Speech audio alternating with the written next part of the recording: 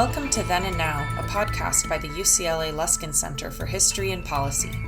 We study change in order to make change, linking knowledge of the past to the quest for a better future. Every other week, we examine the most pressing issues of the day through a historical lens, helping us understand what happened then and what that means for us now. Welcome to Then and Now, a podcast sponsored by the UCLA Luskin Center for History and Policy. My name is David Myers. I teach in the UCLA Department of History and direct the Luskin Center. Our goal at the center is to bring the past into conversation with the present, and in doing so, to understand how we got where we are so that we can imagine alternative and better futures. Our guest today is Ben Carrington, who teaches sociology and journalism in the Annenberg School of Communications at USC. Professor Carrington is an internationally recognized expert on the sociology of race and culture, with a particular interest in sports and the image and ideal of the Black athlete. He's also a keen observer of and participant in the protest movement here in Los Angeles over the past month. Ben Carrington, it is a pleasure to have you on Then and Now. Welcome. Thank you. Thank you for having me, David. So one of the main areas of your research as a sociologist, Ben, is, as we said, in the study of sports and the way in which race and politics are deeply implicated in sports. Can you tell us why sport is so important to study, and what really does sport tell us about society? I think it's a good question. So I think sports has been overlooked within the academy for various reasons. Sports tends to get relegated to the sphere of leisure activity. And so, we have this kind of binary between kind of work and leisure. And work is clearly serious. Work is about production. Work is about the economy. Work is about the formation of identities. And we begin to think about questions of class and political economy. And then we have this thing called leisure. And I think so part of it is this idea that like leisure is the stuff that you do after work, and we all need to work. So therefore work by definition is an important aspect of human life. So I think there's this kind of marginalization of sport as being, quote, just leisure, something that lacks serious meaning, serious purpose. But of course, leisure is a key part of how we do form our identities, who we are, why we are, the kind of choices that we make in terms of questions of pleasure and joy. So sports is an important part in the formation of identities. It's an important part of pleasure making. And once we begin to think more seriously about sports, we quickly realize that sports are deeply interconnected with a whole range of other social institutions. So, it's hard to think about education without thinking about the role of sports. Especially here in the US, college sports play such a huge part on campus life. As soon as you begin to think about the economy, well, clearly sports are a pretty big business in terms of the amount of money that's spent on them, from going to watch games to subscriptions to TV packages to people buying jerseys, etc. When we begin to think more broadly about culture and popular culture, clearly, sports dominates the media discourse more generally. Here in Los Angeles, seems like many moons ago, but when Kobe Bryant passed away earlier in the year for a tragic accident with daughters and a number of other people on that helicopter, this generated global news. This was a professional basketball player who had retired, and yet I was getting calls from friends in England even before I had heard the news. The news traveled so quickly on the global media, that as I actually drove back from Calabasas, where he crashed, where I played a football game that morning, a soccer game, friends were texting me from the UK before I got home to downtown LA, asking me, had I heard the news about Kobe? So athletes themselves have become global cultural icons. Why do you think sports touches us in that way? What is it about sports that has that deeply affective emotional impact that induces such passion and sometimes even rage on the part of adoring fans. What is it about sports that has that quality? Almost like a passion play of human behavior. Yeah. I mean, so some have argued that, with increasingly secular societies, and there's a big debate as to whether or not how much modern societies have really become secular. But this idea, the kind of displacement of religion as the organizing principle of societies, that sports have a religious-like quality to them. I mean, even if you think about the term fan, so clearly, like, fan plays off the idea of a fanatic, the kind of, the religious fanaticism, and we can think about sports fanaticism. So, rather than going to cathedrals, to enjoy mass, we're going to sports stadiums to engage in ritualistic forms of worship. Except, the icons are not necessarily religious figures, but they become the quarterback or the point guard, or the striker. Mm-hmm. So there is a religious-like quality to mass mobilization of people who, and we have these lines drawn between the profane and the sacred, so that the pitch itself becomes a sacred space. Mm-hmm. We have totems like we do in religion of the club symbols and logos. There's a kind of a hero worship that takes place with devoted followers around the world. Very quickly, you can see the kind of parallels between the kind of discourses that we'd normally associate with religion being transposed onto sports. So I think that's part of it to some degree. But I also just do think there's something about the human body in motion. The sports center the body in very particular ways. And, it's a way in which we can see humanity extend itself, humanity in motion, humanity doing things that kind of almost defy the imagination, whether or not that's how fast somebody can run, how far they can throw a ball or hit a ball. So something about the embodied physicality of sports that I think is deeply human, that resonates with us. And so there's a great line in Frantz Fanon in Black Skin, White Masks, where he has a line, it's in Black Skin, White Masks, and also he develops this idea in The Wretched of the Earth, where he says something along the lines of, that the colonized, the native, always has these kind of like muscular dreams. It's dreams of running, it's dreams of swimming, it's dreams of movement, of not being captive, of not being fixed. There's something about, I think, almost like a philosophical level of the human body in motion that embodies a sense of freedom, human kind of art in many ways. It can produce forms of identification, I think, unlike other cultural forms. We can be very moved by a play, or there are even some people that like musicals, or other types of cultural forms that kind of move us, that give us insight into the human condition. But there's something also about the mass appeal of sports. So anyone who follows the Football World Cup, especially the Men's Football World Cup, you can be in many parts of the world and streets will be taken over. Like whole cities, countries will come close to kind of closing down around the spectacle of sports. And so it's a very powerful and therefore also a very kind of dangerous cultural form because of those emotions that it can solicit.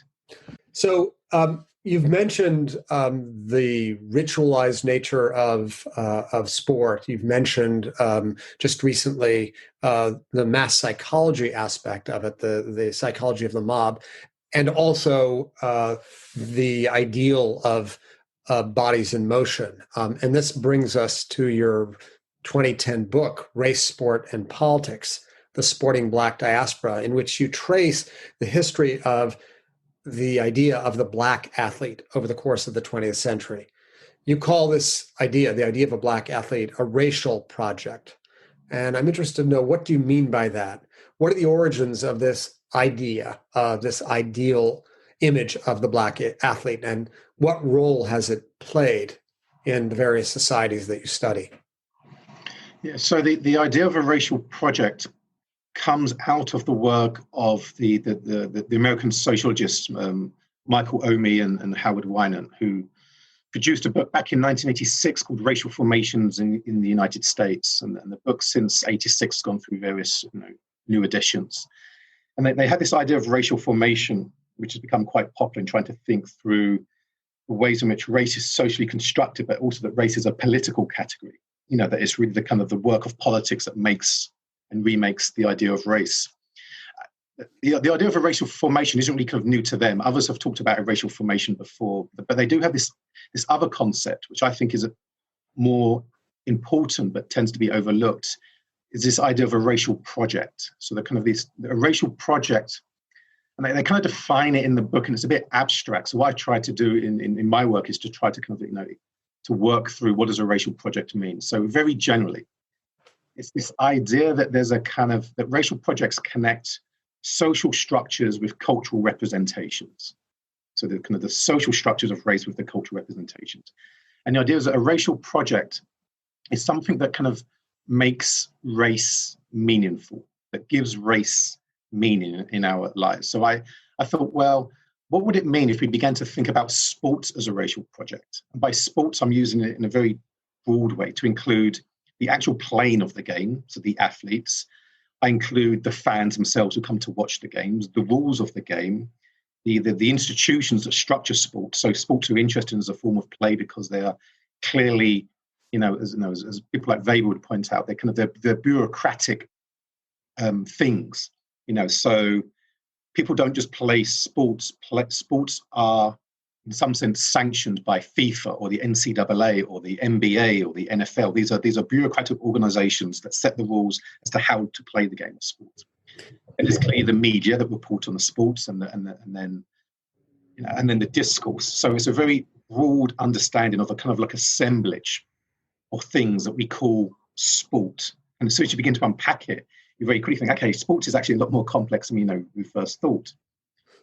So some of the elements present are a hierarchy, a power structure, an establishment, and I assume into that framework appears the Black athlete.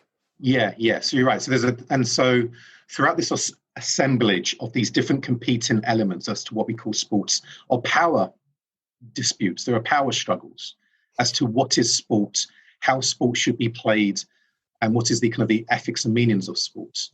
So one of the things I became interested in is, so a lot of the research on sports has tended to look at racism in sports. To what extent was there racism in wider society that then impacted into sports?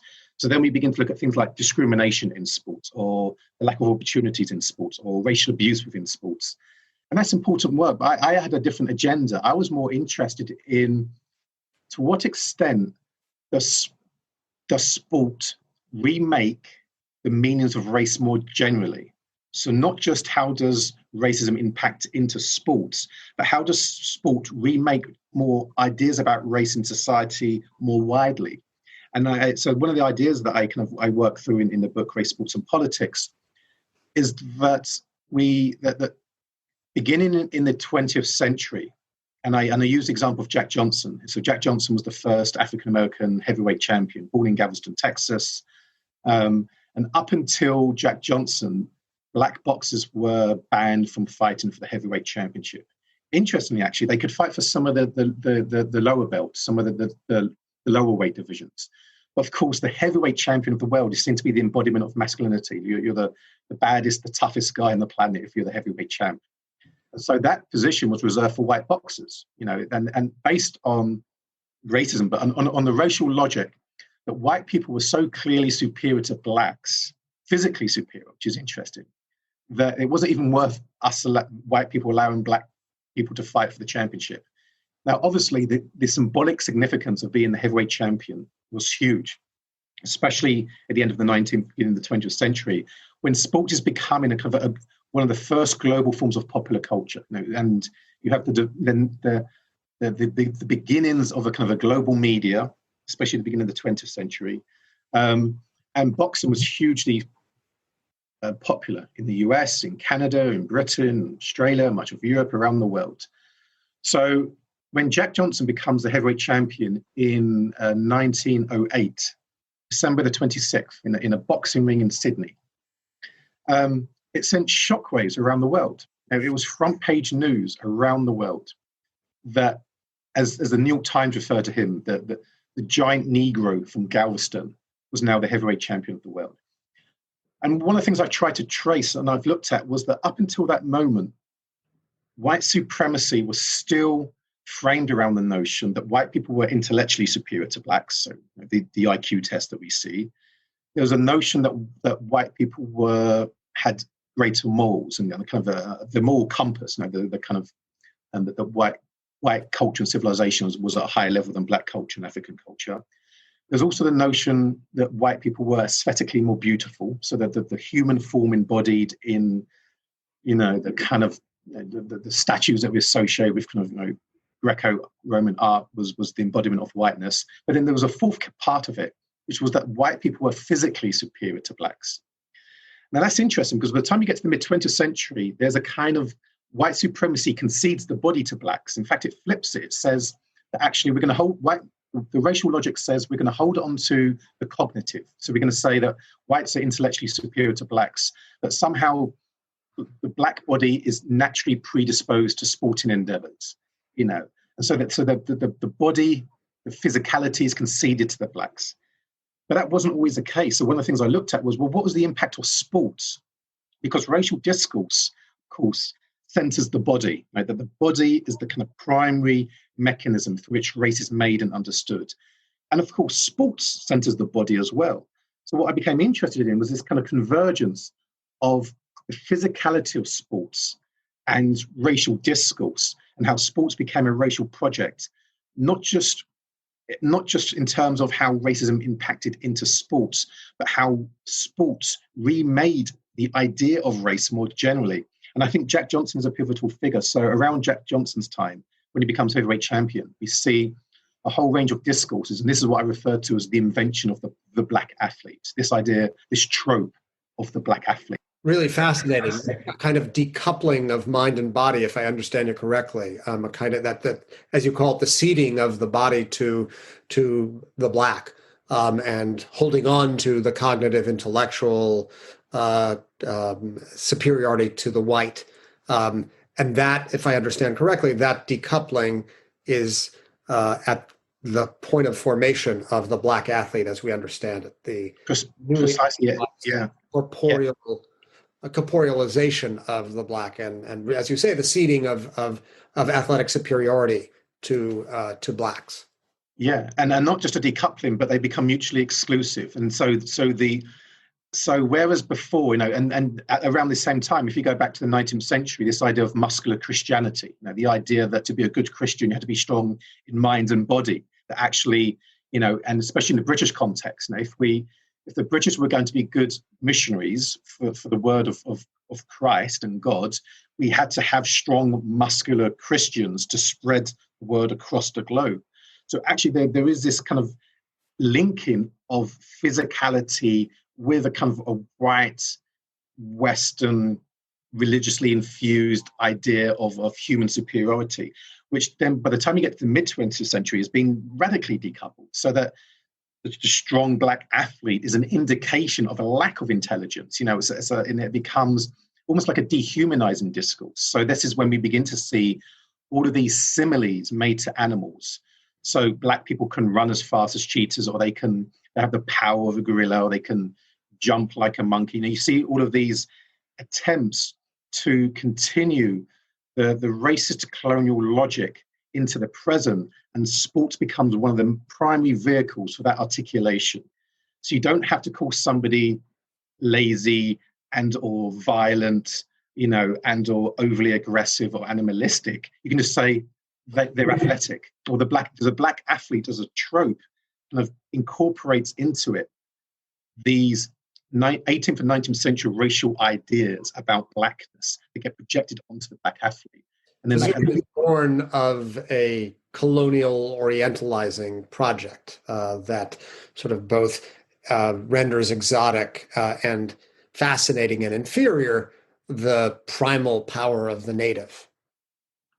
Absolutely, yeah. And it gets infused with, I would also, because one of the aspects of sports I often try to get my students to think about is that although, as I've said, sports centers the body, and so embodiment and physicality is central to sports, I'd also argue that sports is a place of fantasy.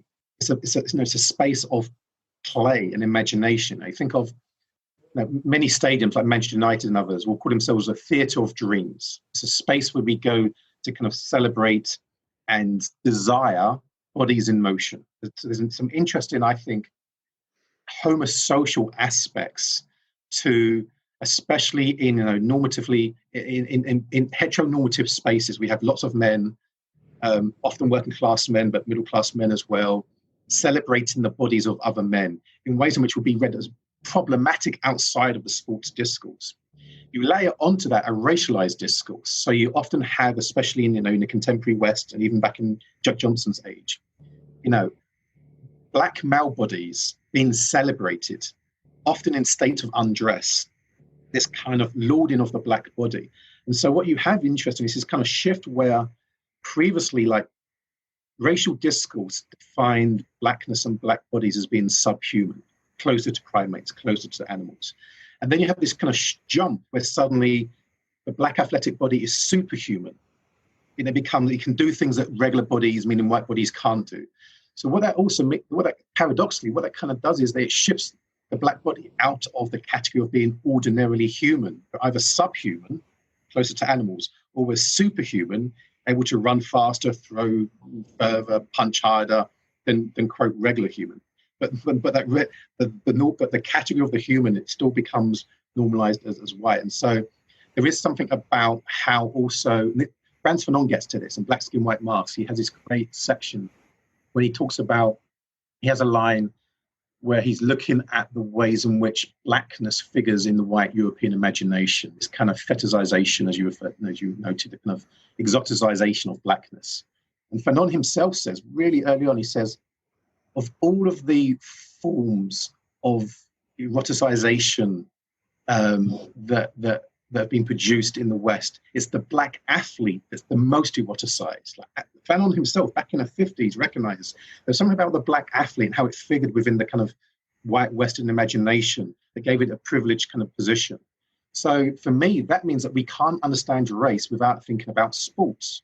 We cannot have a discussion around race and racism, around whiteness, around the kind of social, economic, but also psychic elements of racism, unless we center sports. So that's one of my big claims. It's not just that sports is kind of interesting, and we can through sports, maybe trace through some interesting kind of secondary ideas. But no, unless your racial analysis thinks through the politics of sports, then it's insufficient. Which is a very big claim, but it's one that I've managed to make it real so far. So I'm going to keep making it. So really interesting. Let's maybe move ahead a little bit and see what the trajectory of the black athlete is, that image in light of this very interesting structure of power that you've laid out. So 60 years or so after Jack Johnson wins the championship in Australia, along comes a figure named Muhammed Ali, who in some sense would seem to fuse back together the mind and body.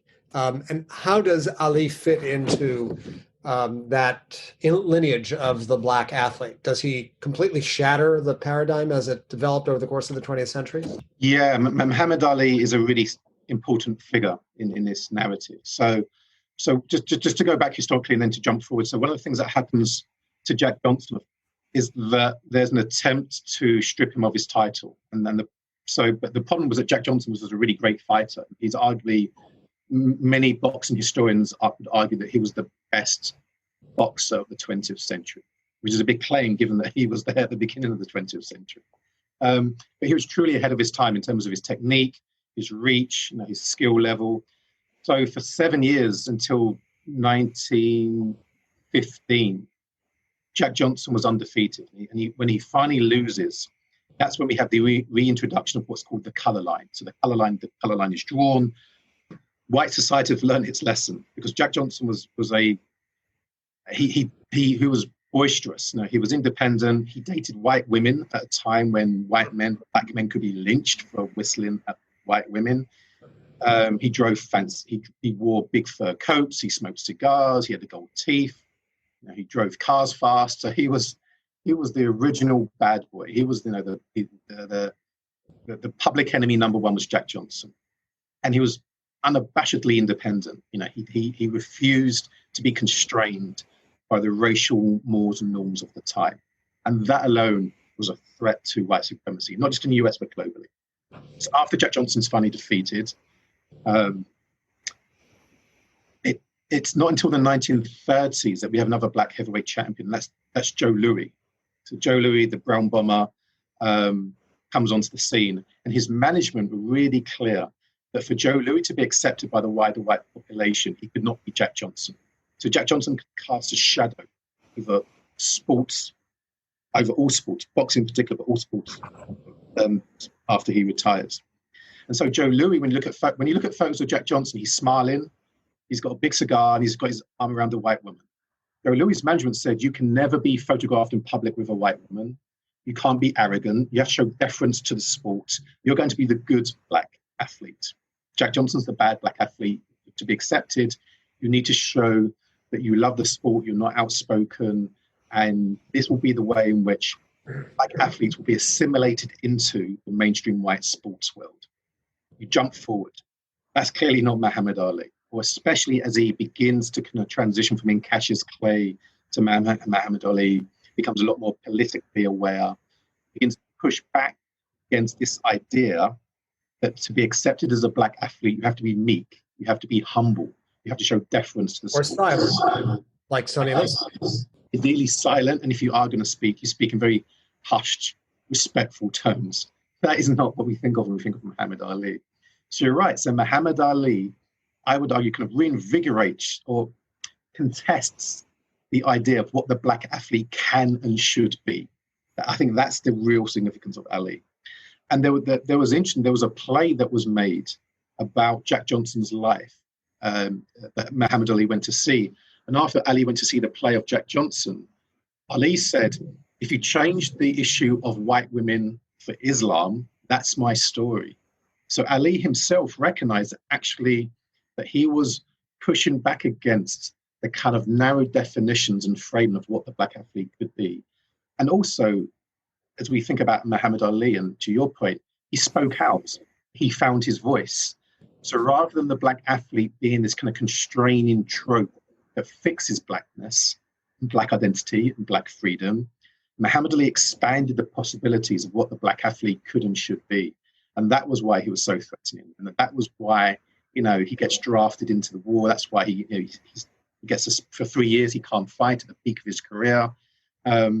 Because he understood that the black athlete begins to speak because of the platform that black athletes have, because of the centrality of sport within popular culture more generally, that the resonance can be huge because of the global spectacle nature of sports.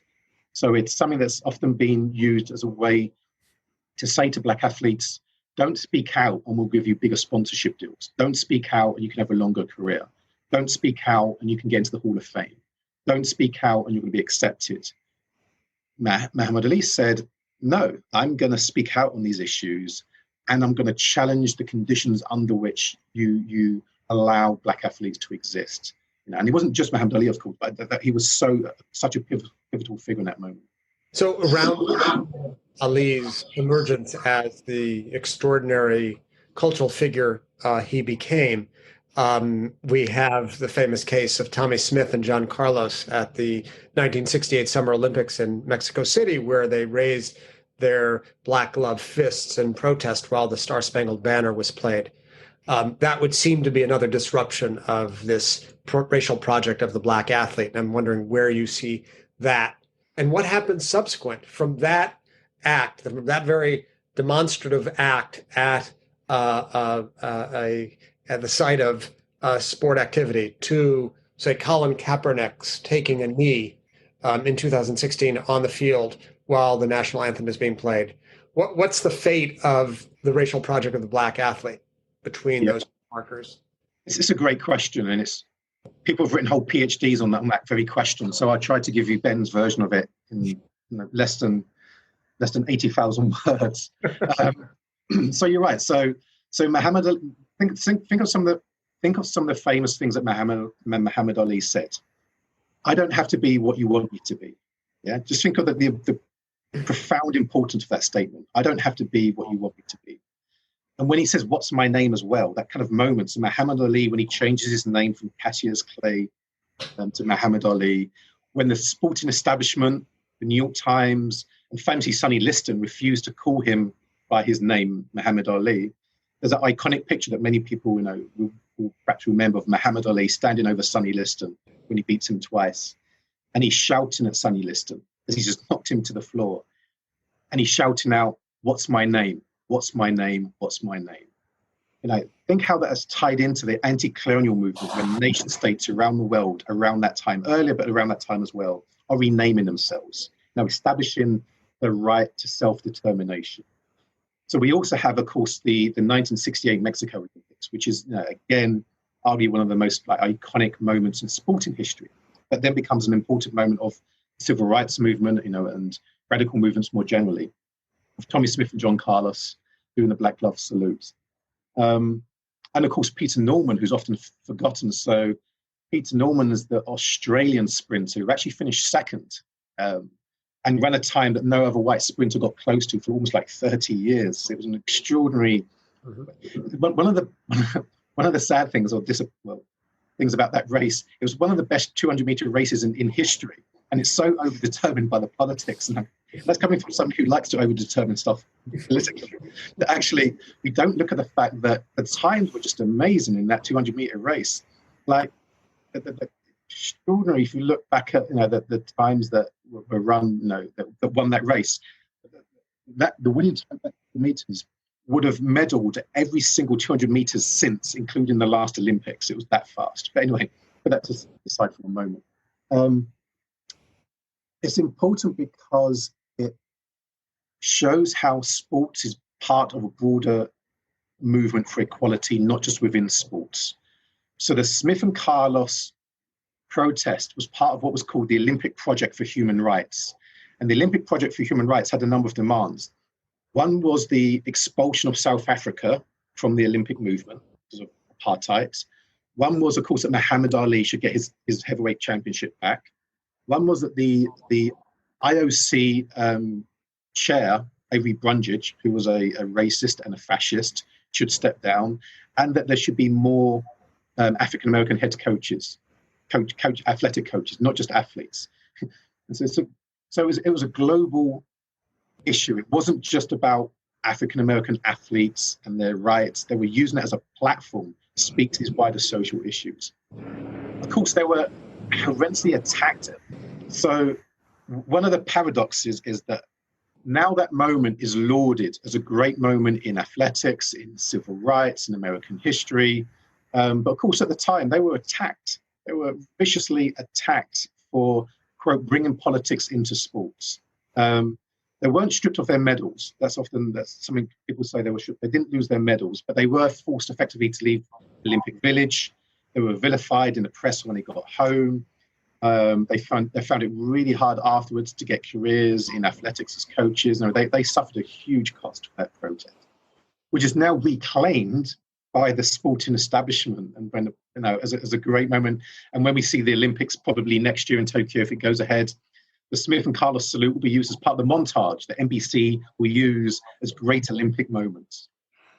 So what happens after that? Well, there's, as we see with many of the more radical forms of Black struggle, there's a vicious assault upon them by the state, and not necessarily in the same maybe kind of violent way in which, say, like the Black Panthers are dealt with, but certainly there's an assault on and kind of an attempt to warn other Black athletes. If you speak out, this is what's going to happen to you. Yeah, you're going to lose your careers, you're going to lose sponsorship. So we have this kind of shift that may be embodied by Michael Jordan. Jordan would be maybe a good icon for what happens once we get to the 1980s. So you still have the increased elevation of Black athletes and Black bodies. They become even more visible in the popular realm, even more celebrated, which is remarkable to some degree. Yeah, you have the shift of not just an acceptance, but a celebration of Black physicality. It comes, of course, with that problematic discourse of them being framed as being superhuman.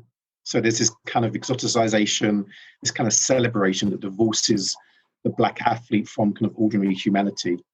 But also we see here the kind of commodification of the black athletes. The black athlete becomes a commodity sign that becomes very, very valuable to companies like Nike, and these attempt to kind of rebrand sports like the NBA in particular, but other sports, the NFL, soccer around the world, in which these certain understanding of blackness as being hypermasculine, hypermuscular, is seen to be a valuable commodity because it's cool. You can begin to sell this on the kind of global circuits of capitalism and the expansion of consumer culture. But the trade-off is going back to kind of Joe Louis, that you need to remain silent. You can't really speak out on, say, the actual production practices of Nike in terms of how it makes its clothing and shoes in parts of Asia, the horrendous conditions and exploitative conditions of the workers that make the goods that then we see Michael Jordan's icon on top of. And of course, if we think about Michael Jordan, going back to your earlier point, David, he's kind of silent. The iconic image of Jordan dunking the ball. When we think of Muhammed Ali, we think of him speaking. We think of some press conference in which he's been held back and he's got a whole bunch of stuff to say. We don't think about Michael Jordan speaking. We think about his amazing, brilliant, spectacular physicality. And of course, that line that's attributed to him, and there's some discussion as to whether or not he really said it, but I think he did say a version of it, or at least it fitted, which was when he was asked to speak out about politics in North Carolina, he said famously that Republicans buy sneakers too. In other words, I'm not going to get involved in internal politics because half of the people voting will buy sneakers. I've got an endorsement deal with Nike. This is what has elevated me as a cultural icon and as a brand. There's a part of it is the kind of the branding of athletes in and of themselves. Like Jordan is actually a brand. Like in downtown LA, there's the Air Jordan store now, not just the Nike store, but the Air Jordan store. So you think about that amazing convergence of capital, commodification, the spectacularization of blackness, and this accelerates in the 80s and 90s. And part of the trade-off is you can get these endorsement deals, but you can't speak out on forms of racial politics, racial inequality. Some athletes do, we should recognize, so some athletes do, but they pay, again, a horrendous cost for doing so. So that kind of sets the template for many, many years, which leads people like Paul Gilroy and other kind of, black intellectuals to basically argue that whereas once before, Bell Hooks made this argument, whereas once before there was a kind of counter-hegemonic, a resistant element to sports, tracing back to Smith and Parlors and Muhammad Ali and others we could point to, that had been lost, that the kind of capital had kind of like won kind of ideological battle over the black athlete, that the project of the black athlete had in some sense been constrained and had become complicit with the goals of capital. I would suggest clearly that's not the situation today, and part of the extraordinary shift that we've seen is the breaking out of that Michael Jordan model into the kind of the Colin Kaepernick moment, in which, whereas in the 1980s, it would have been shocking if someone like Michael Jordan, and even into the 1990s, leading black athletes had spoken out about questions of racial injustice. Today, if a black athlete does not speak out about questions of racial injustice, that is surprising. That's a huge shift. What is that shift the result of, would you say? Is it a function of the current moment, the last month since the murder of George Floyd and Rayshard Brooks? Is it the result of Kaepernick's sort of breaking through, piercing the veil of silence in the NFL? How do you see this new this shift whereby the expectation is that black athletes will speak out? Yeah, it's a key question. So I think there are a few things at play. So I trace it back to around 2012. So you have that moment in 2012 when Trayvon Martin is killed in Florida. And you had a number of the Miami Heat team, including LeBron James and a number of others, who wore hoodies. You may remember that. This was a really important moment on Instagram where a number of the Miami Heat players, or nearly all of the team actually, did a photograph that they posted on Instagram where they wore hoodies in support of Trayvon Martin, who was killed wearing a hoodie because he was seen to be suspicious by George Zimmerman, and the story that played out there. I think that was significant. That was a moment, and they said specifically, the number of the players, this could have been our son, in a similar way to which Barack Obama kind of said something similar around the same time. So you did see here a moment of, one, using social media, Instagram in this case, to reach the general population, to show solidarity with the killing of a young black man, and that they felt comfortable enough to do so. And I think it's interesting that it was NBA players that initially did that. Because in the NBA, the power configurations are slightly different between the owners and the players as compared to many other sports. NBA players have guaranteed contracts. There's fewer of them, and the star players, the LeBron Jameses of the world, the Steph Currys, the Russell Westbrooks of the world, they have much more power and autonomy to shape the culture of the team than most other athletes do. So they have a disproportionate sense of power to push back against coaches and owners, few of the players, the top players, than in any other sport. So they were kind of empowered to do so. I want to just drill down a little bit on this question. Is it possible, do you think, in the world of this new paradigm of the black athlete, late 20th century, early 21st century, to actually have agency, to take over the reins of control over one's destiny, to, in a certain sense, tame that incredible power of white commodification of the black athlete? Or are these just occasional expressions of dissent that later become celebrated and commodified at a later point? Is it possible to actually divert this power structure that you began at the beginning of our time together to describe and gain some measure of control over it? I think you win some space. As Stuart Hall would argue, that the great British Caribbean intellectual, there's a constant contestation over power, and it's not fixed, and neither is it like a zero-sum game. It's a constant pushing to open up spaces where things become possible, where there is more agency, and the ever-present danger of that being commodified, you becoming complicit, and it being co-opted. So going back to the example of Colin Kaepernick will be a good example. Yeah. So when he begins to protest in 2016, and he's now been out of the NFL for 3+ years since his protests, which is also part of the owners sending a warning. And one of the big things I think that happened in the Colin Kaepernick case, which I think needs to be thought through, was the NFL owners fear the NFL becoming like the NBA, where the NBA players, as I just suggested, have relatively more power than most other athletes. We're here in Los Angeles. We should go back to the moment, I think it was 2014, when the former owner of the LA Clippers, Donald Sterling, was exposed on TMZ for making a whole bunch of racist comments about black athletes and black people. It's such an important moment, I think, that the Donald Sterling moment. And what happened within 4 days of the tape coming out on TMZ, Donald Sterling had been stripped of ownership of the Clippers and given a lifetime ban, from basketball in 4 days. And why? Not because the NBA suddenly thought, well, racism is bad, but because a number of the players got together and said, this is unacceptable. We're not going to go out there and play in front of a racist owner. And they told the commissioner of the NBA, if this guy isn't gone, you might not have games tomorrow. And effectively, we're going to go on strike.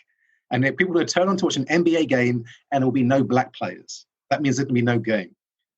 That sent shockwaves through professional sports, not just because he was found to be racist and was stripped, but the power of the athletes. So to go forward to Colin Kaepernick, I think one of the things that the NFL were worried about, if we allow, to quote the president, this son of a bitch to get away with this may engender further forms of activism and further forms of reclaiming the space of sports and what the athlete can and cannot do. And what does that look like as we at the collegiate level, at the level of college athletics? That shift, slow and then lurching in the balance of power between sort of the coaches and administrators or owners on one hand and the athletes themselves. You've traced that in pro sports, mindful of the differential effects in the NBA and the NFL. What does it look like at the collegiate level, where there's also a new sense of agency on the part of athletes? We've seen that at our own local universities, at both UCLA and USC, where players have demanded that the administration provide sufficient safeguards for their return to practice in the COVID era. I think that's part of a larger movement on the part of collegiate athletes to get a share of the stake of the gate, and not consign it to basically the white power structure. Yeah. In some sense, makes it seem as if we're still caught in that system of racial exploitation that has its roots in America back to slavery. Yeah. There's a book from a few years ago by the New York Times journalist Bill Rhoden called $40 Million Slaves, The Rise, Fall, and Redemption of the Black Athletes. So Bill Rhoden was writing, and others have made this point for many years, going back to Harry Edwards, who was involved in the 1968 protest. So this is a trade-off, the $40 million slave. We're going to give you a contract for $40 million, but you're going to be enslaved to the system. You're going to be enslaved to the contract. You're going to be enslaved to us telling you what the black athlete can be. One of the interesting things I think about this moment is actually some of these athletes, like LeBron James, have actually got so much money that they can afford to speak out. In other words, they've managed to amass a degree of security that means that even if, and you have to be very, very good. I mean, that was the other lesson of Colin Kaepernick, which was like Colin Kaepernick was a good quarterback, but he wasn't a great quarterback. Mm-hmm. And they're basically saying, you can be good and we'll still kick you out of the league. We would rather have a lesser quarterback playing on our side. Mm-hmm. So unless you're a Tom Brady, an Aaron Rodgers, a Drew Brees, which means to be white as well, and there's a whole discussion around the white quarterback and how that's probably the last remaining vestige of kind of white masculine identification in the mainstream sports world. Like, we're willing to have a lesser quarterback than you if you're going to speak out. So that was the lesson. That was the message that was sent out. Yeah, we're going to quote Donald Trump, we're going to fire you, sons of bitches, if you dare, to not follow the rules of the game. And in his credit, what Colin Kaepernick did, and actually became more powerful symbolically, precisely because he was, exercised from the game. What he also enabled, just to go back to your point more directly, was if you look at what would happen around that time, and again, social media plays an important role in this, and I don't want to overestimate it, but there's a ways in which we would then see a high school kid kneeling, It could be cheerleaders kneeling at a football game. We would saw players kneeling at high school and colleges. And Colin Kaepernick would retweet them. He would show solidarity. So suddenly you can be a high school kid in southern Missouri and Colin Kaepernick's going to show a form of solidarity with you. And what that did, I think it enabled the black athlete to recognize that they did have power and agency, and not just power and agency in their physical bodies, which is how black athletes are told that their power resides in how much they can bench, how fast they can run, how hard they can punch. Actually, real power, or power that affects and shifts social conditions, resides in using your voice and embedding yourself within these social movements and beginning to ask questions about the very conditions under which you work and play. And that's what we're seeing now at the college level. And it's huge because there's an empowerment of athletes recognizing themselves as a class in and of and for themselves. In other words, rather than seeing themselves as an individual student athlete, they're now saying, hey, we have some kind of collective power here. And they're beginning, in Marxist vocabulary, to recognize themselves as a class, as having shared interests that are maybe in contradiction to the interests of the athletics director, school, and the NCAA. And we're seeing this get played out. And the moment these athletes begin to make the demands, it's fascinating how quickly the NCAA and others are having to concede certain types of things straight up. So out at USC, one of the demands of the newly formed Black Students Athletic Association, I think that's the name of the association, one of the first demands was, we call upon the athletics director to say Black Lives Matter. What did we see within 24 hours? We saw Mike Bowen, the AD of USC, do a statement saying Black Lives Matter. No, like the speed at which this has happened is quite remarkable. Now, of course, that can give us a false sense of like change and urgency and shift. What will be fascinating will be that next shift in which, as I'm sure will happen, some of these Black athletes say, hey, we'd also like a share of the money. Like we don't want to play under a coach making $3, $4, $5, $6, $7, even $8 million a year, and you give us a stipend for about $5,000, and we have free room and board. You know, that's just, that will be the moment. Or an athletic department generating hundreds of millions of dollars of revenue every year on our backs. Yeah, absolutely. Yeah. So the places like UT Austin, where I used to work, I think the last figures for last year show that they generated more money than any other college program, and their income was around $220 million a year. I'll just say that again for anyone listening outside of America who just fell off a chair or thought I misspoke. The college program, sports program at the University of Texas at Austin, a not-for-profit organization, brought in $220 million. And that very similar figures are found at Alabama, Texas A&M, and if you come down to the USCs, you know, and the UCLA, they'll be in the hundreds of millions of dollars. It's extraordinary, that amount of money. And of course, the primary laborers, the student athletes, in the two sports that generate the most money, men's basketball and men's football, do not receive wages for that because they are called, quote, student athletes, a phrase invented by the NCAA decades ago in order to reclassify them, not as workers, because that would invoke employment law, but instead as student athletes. This kind of strange nomenclature that we do not use for any other type of students. We have students who are brilliant musicians. We don't call them musician students. You know, we wouldn't have that kind of phrase, or that. But there's a special category. That system is under threat right now, and it's partly because of this wider social movement. It's partly, and this comes back to this idea of the racial project. These student athletes are understanding that sports is a racial project. That through sports we can reshape the meanings and understandings of what race means more generally. And that this is a hugely significant moment for historically, politically, and culturally. Right. Well, that leads to my final question, and you've sort of hinted at an answer to it. But what do you learn from the past, especially in thinking of the lineage of the Black athlete? I start my, and I'm not a historian. I would classify myself as a sociologist if forced to do so by the disciplinary logics of the academy. But I start my book, as you know, David. For now, and I'll permit you the license to speak, at least historically, if not as an historian.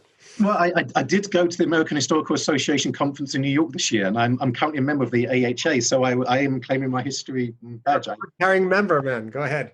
I literally have the badge. No, I start my book in a historical context, precisely because we need to trace. If we're interested in racial formations and racial projects, we need to understand what Stuart Hall referred to as the conjuncture. What is the conjuncture that's produced this moment? And that conjuncture is always historically framed and located. That there are these social forces that affect how we behave, how we see the kind of the social institutions, how they manifest themselves, and that absolutely requires us to avoid presenteeism. So even and sometimes it's also hard to know what the genuine historical conjunctures are, or what the contemporary conjunctures are that are really meaningful, to differentiate the epiphenomenal kind of fad of something that appears to be really, really significant. And in 20, 50, 100 years, we'll look back and think, why were they so fixated on this thing here? Like, clearly, this wasn't what was mattered. It was this thing over on the other side. I think that's what a historical framework gives us a chance to better understand, is to make sure that we can look back on history, but more importantly, use that kind of longue durée, the kind of the longer range of changes that gives us a better sense to when we do contemporary analysis, to say, actually, that's like to be epiphenomenal. That's not like to be in a significant change. What lies behind it is what we need to kind of to wrestle with. All of the great thinkers, to my mind, are deeply historicizing in their thinking, even if they're not technically, quote, historians. and vice versa. The very best historians have a sociological mind in thinking through not just a narrow dating of artifacts, and accumulating, raw materials and primary evidence, but always trying to think sociologically, even if they're not sociologists, about the complex social formations that produce something as a historical fact in the first place and trying to unpack it. So to my mind, at that level, the kind of disciplinary boundaries that we find ourselves in because we have to be in a department and we have to get tenure and we have to associate with certain associations, that really falls apart. We foreground certain things. So sometimes, to my mind, this is how I think about it. I tend to foreground certain things other than others, but nothing is ever out of the picture. It's always there informing. And in order to do my work as a sociologist, I have to read historians and I have to think historically. And you cannot understand the present moment if your time frame is linked to January of 2020. You just can't even begin to understand what the questions are. I thank you for that of the historian's craft, and I couldn't agree more about the importance of really bringing together the diachronic and the synchronic as the necessary act of understanding. There's so much more that we could talk about. We didn't have a chance to talk about your sense of debt to the British Caribbean Marxist tradition, though we heard echoes of it throughout much of what you said, and we would love to hear your thoughts coming from your British perspective about what's going on in America, including on the streets of Los Angeles, where you have been a daily observer. But I think we'll have to wait for next time. I want to take this opportunity to thank you, Ben, for joining us today on Then and Now. It was a really rich, fascinating conversation. Thank you. Thank you so much. I really enjoyed it. It's been a pleasure.